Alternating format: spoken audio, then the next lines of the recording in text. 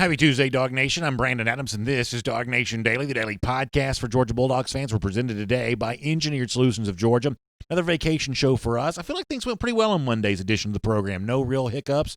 Good stuff from John Stinchcomb. We'll get more of that today. A lot of running back talk on today's show, and a little bit of a catch-all on some of those bottom half of the SEC East teams. It's a part of our Own the East week here. I'm not just wearing the same T-shirt all week. We just recorded all these in one day. But I'm still sporting the Own the East here as Georgia tries to win it for a fourth straight year.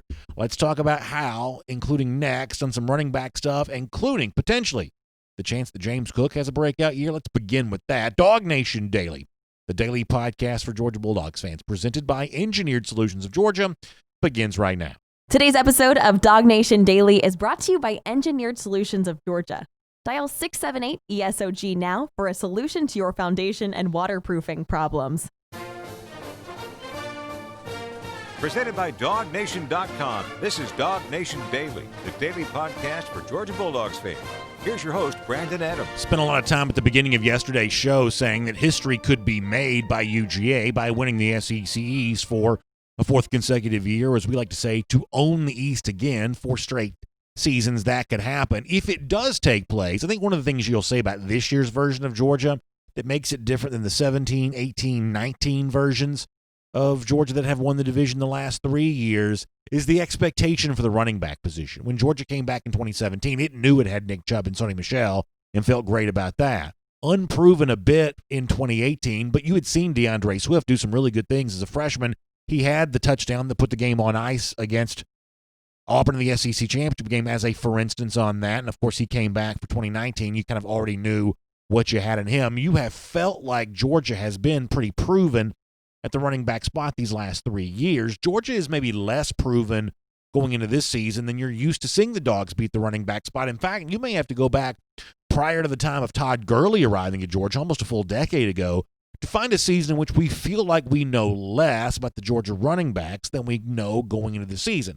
Part of this was explained, I think, pretty articulately by Kirby Smart a lot last year. And he didn't say this part, but I'll add it into the discussion. Georgia was just scuffling offensively a year ago, just having to fight, scratch, and claw for every yard it gained, every point it scored, and therefore you wanted your best player, which DeAndre Swift was, you wanted him touching the football as much as you possibly could. Now, because of that, we ended up not always seeing as much of the other Georgia running backs. And if you want to go back to like last season prior to the Missouri games, for instance, Smart addressed that topic head on. This is what Smart said way back then. I think we've done a good job. I mean, we got a good stable back. It's a hard management. Do you not give the ball to 7? I want 7 with the ball as much as possible. I want 35 with the ball, but James Cook does a good job. Zamir's had flashes and done good things. So, I mean, it's not easy to assess how it's been done. What you can say is we want the best players and the best opportunity to win, and I think each one of those guys realize that and acknowledge it, and they all have different strengths, and we try to use those strengths. I think Smart's evaluation of what was going on offensively for Georgia last season was correct, that DeAndre Swift touching the ball as much as he could did give UGA the best chance of winning. If he had touched it less, there's some games, unfortunately, that Georgia may very well have lost. However, because of that, we don't know as much about Zamir White going into this season. We don't know as much about James Cook going into this season. Kenny McIntosh, we know a little bit less about him. To add to the discussion, Deshaun Edwards and Kendall Milton, the other freshman. We're less sure of what Georgia has going on at running back because DeAndre Swift got so many touches a season ago. This kind of stopped being that typical tandem where it was Chubb and Michel together, and it was Swift and Holyfield in 2018. And then, last season you didn't have that tandem as much. It was kind of DeAndre Swift, some of Brian Harrion, but really this was the DeAndre Swift show a year ago with good reason. So now you're left to wonder, okay, well, what does running back look like this season, and what is the formula for owning the East again this year, and how will running backs factor into all of that? We'll talk to John Stinchcomb about that coming up in just a couple of minutes, but let me say that even though in some cases we may feel like we don't know as much about this group as we typically would before, a lot of these Georgia running backs are still very much on the national radar. That could be true for a guy like Milton, who was an elite recruit. That could be true for Zamir White, who's been just kind of, in the consciousness of college football fans for a long time. In fact, Urban Meyer's already said he thinks that White's going to be one of the 5 best running backs in all of college football, so you've kind of got that going for you. However, let me zero in on a different name here for a moment. That's James Cook. Cook is one of those guys that is fascinating. This is partially true because he himself is an elite recruit. He's also kind of got a famous last name. His brother was Dalvin Cook, the former great Florida State running back. I would say very good running back in the NFL. And so because of that, there's always going to be this curiosity of, well, gosh, what does James Cook bring to the table? This is even more true based on the fact that Cook seems to have some pass-catching skills. At some point in time, he's even been considered as a guy that could almost be like a slot receiver. There's always this need or this curiosity about how James Cook can be used the very best he can possibly be. And maybe with Todd Monken running the offense in 2020, maybe this is the year we actually see that take place. I'm going to give some attention to something that I'm probably going to overstate the value of. I'm just going to go ahead and warn this to you, but it's at least interesting to talk about here. The Doak Walker Award is the award given to the nation's best running back, and all these awards put out their watch lists. Now, listen, I could almost qualify to be on a watch list. There's very little, credentials required to show up on a watch list. But I did notice when the Doak Walker put out its watch list, Zamir White was on there, as you might expect, but James Cook was also on there as well. Now, there's like a gazillion running backs on the watch list. It's not exactly the most exclusive club to be in, but it was a reminder for me for a moment that it's probably important for Georgia fans. I don't think Georgia fans have done this, but it's probably important that Georgia fans don't discount the role that James Cook could still play on this team as a running back, not as a slot receiver, the kind of guy that, does a lot of different things for you, that James Cook can still have a role as a running back. Go back and look at some of the stuff from him way back in March, early in the spring, when he was doing some off-season workouts with his brother, Dalvin Cook. Seemed to be in great shape, seemed to be trying to add that muscle mass necessary to really respond to the tough, rugged schedules that you have to play in the SEC. The way you have to run between, nasty holes with defensive guys trying to step in and get you. It's a tough spot to be battling the line of scrimmage, but James Cook's trying to put himself in the position to do that right now, and I would say the door is still open for James Cook to do that. And I was trying to think about this for a moment. What is the precedent for Cook here? Someone who's been on the roster, maybe not quite flourished the way you think he might. What is the precedent for a guy like that, having great success at Georgia? And believe it or not, the comparison I'm going to make here for a minute is with a running back you'd almost never compare to him.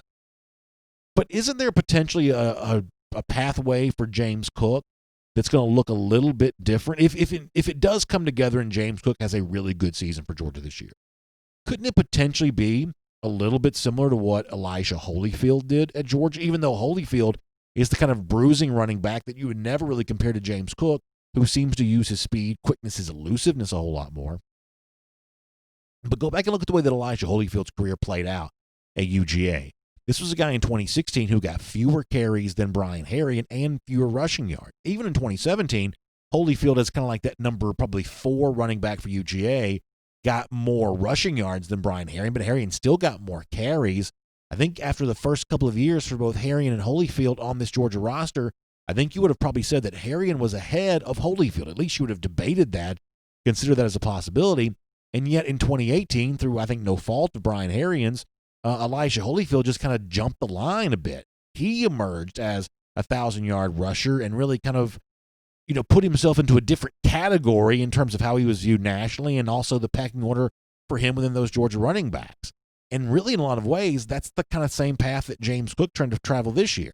I think if I was really betting on how I think the Georgia running back hierarchy might look this season, my expectation is that Zamir White leads the way there in terms of rushing yards. I would probably project Kendall Milton coming in as a freshman to be my second leading rusher if I was Georgia here this season.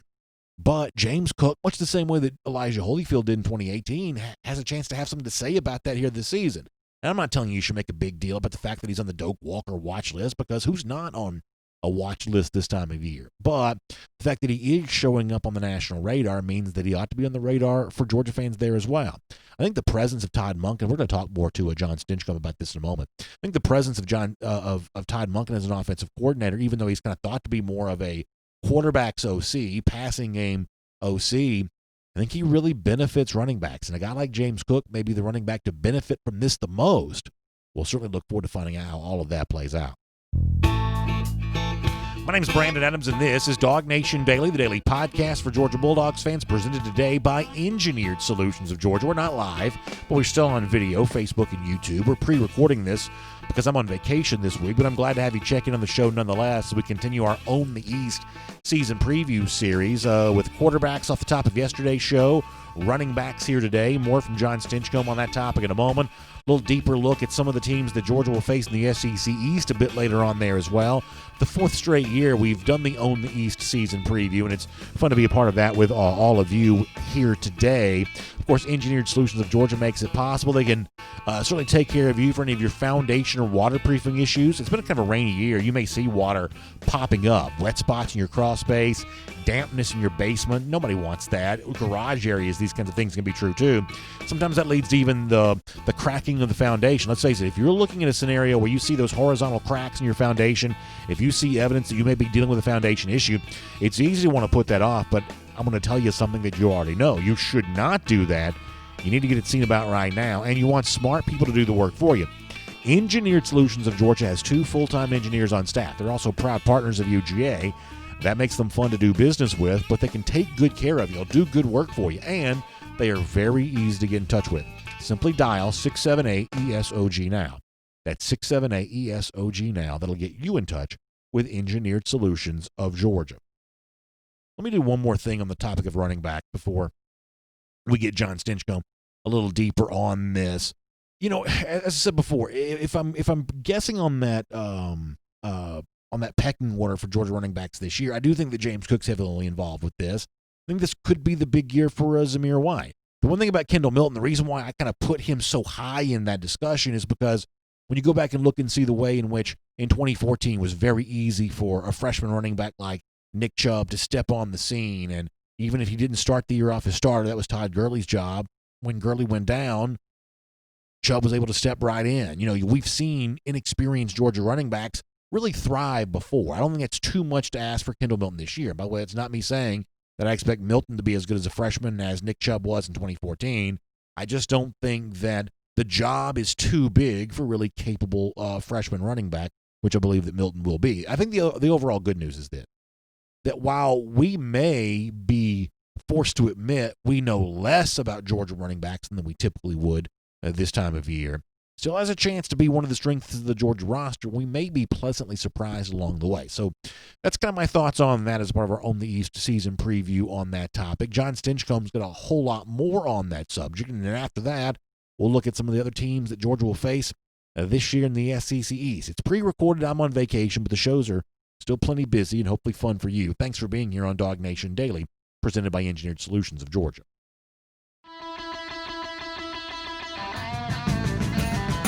From Athens and across the SEC or wherever the recruiting trail may lead, here's a DawgNation.com insider. And here on DawgNation Daily, presented by Engineered Solutions of Georgia, we're doing our Own the East season preview. Admittedly, I am on vacation. It seemed like a good time to look ahead to the upcoming season. Obviously, all this depends on the fact that we do have a season. But nonetheless, that's the assumption we're going to operate on right now. John Stinchcomb, good enough to be back a part of this with us again here today. John, I want to talk about running backs here for a moment, and I want to look at some of the things that you've told us about running backs over the course of the offseason.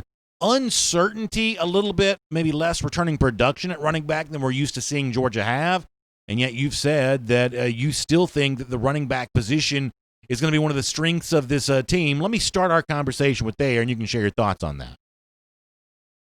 Well, I say that because I think the complementary ensemble that they're going to take the field with is more threatening to a defense than what was fielded in 2019. I think DeAndre Swift was up against it in that defenses were keying against the run.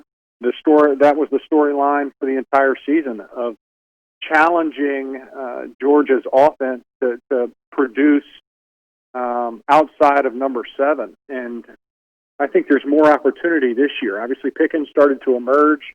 He did emerge in a meaningful way. But for these running backs, I think there's going to be more opportunity for them. I also think I like the addition of Monken and what he's going to do with this offense and utilizing guys like James Cook and their specific skill set in ways that highlight their strengths, and they can play some complementary football from that position. Yeah, I think the presence of Monken in this discussion is really pretty fascinating because, John, I think at first blush, the average person may think, oh, it's a bad thing for Georgia running backs that an offensive coordinator that we might associate more with the air raid is being brought in. But when you see the way in which Clyde Edwards-Helaire, the LSU running back, thrived a year ago alongside Joe Burrow and the Joe Brady offense there at LSU, you think about some of the running backs that Monken himself has coached up, certainly at the college level, going back to his time as head coach at Southern Miss or as offensive coordinator at Oklahoma State.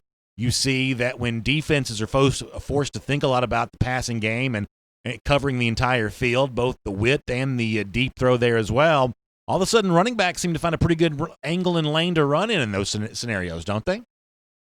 Well, you've created space. The air raid offense, it spreads the field. You've got to protect so much more grass. This isn't 90s football where it's between the tackles and we're going to pound on you and then create some seams. Coordinators these days have been able to really stretch a defense and put them in some compromised positions just because you have to protect so much more grass vertically and horizontally across the field. That creates space. Edwards-Helaire, you look at the opportunities that he had, and it's a little bit different watching LSU's film and their rush game versus Georgia's last year, and the amount of space that was created just because of what the defenses were having to prepare for. And I think that breeds opportunity for running backs this year. I'm much more excited about the proposition of open space for these running backs than what Swift had last year. So one of the things that we've seen from Georgia in recent years, some of this predating Kirby Smart, but is the notion that there's no problem being a freshman running back at the SEC level at a place like Georgia. You've got no issue. You've got opportunity to thrive. For instance, Nick Chubb in 2014 had one of the better single seasons that any Georgia running back has had, and he did so as a freshman. A lot of that came after Todd Gurley was both injured and suspended. Kendall Milton is potentially in that role here this year, and it's probably unfair to make some sort of evaluation of how good he'll be as a freshman. But I think at the very least we have to acknowledge that there's nothing about being 18 that precludes you from having success at the Georgia level if you're ready to go out there and get that done, right? Yes, and Maurice Clarett, I think, proved a few years back that running back, in my opinion, might be the easiest position to step in and play. You can find roles for them as just playmakers, and you don't have to know the full scope of the offense. I think back to George Pickens early in the year, the route tree was probably not as robust in game one for him as it was in game 10, 11, 12. I think the same can be said at the running back position, that you can get them in positions where maybe they don't need to know every protection details and what the checks are, but you get them on the field and you know that they know how to run a toss sweep or power or these bubble screens that have become so popular. So you can create opportunities for guys without them having to know every detail and intricacy of your offense. I think that's much different for running backs, and there's a lot more availability for a guy with an incredible amount of talent to step in and produce and perform really well. Let me squeeze this final thing in. You can make your answer short on this if you want. You mentioned James Cook briefly a moment ago. There's an assumption that Cook's a little bit different kind of running back and maybe poorly used by Georgia over the last couple of years. Creative Todd Monken maybe finding a way to use him in a more exciting fashion. How true is that in your mind that Cook is the exact kind of player a coach like Monken ought to be able to utilize? Well, I think great coaches can see what players' skill sets are and maximize them. And Cook is a guy that sticks out in my mind who's got a very specific skill set. He's not going to be a pounder in between the tackles, but boy, is he dangerous when he gets the ball in space.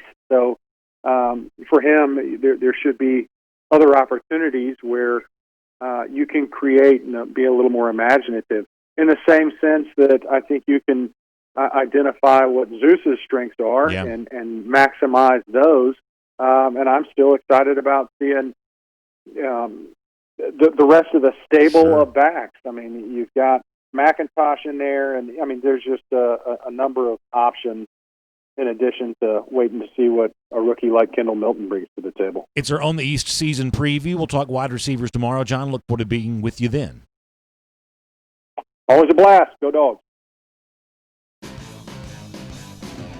Let's take a look around the rest of the league. This is SEC Through. Great stuff from John Stinchcomb. And if you're watching on video, obviously you notice that I'm On the East t-shirt for the normal portion of the show, and I guess collared UGA shirt for the video.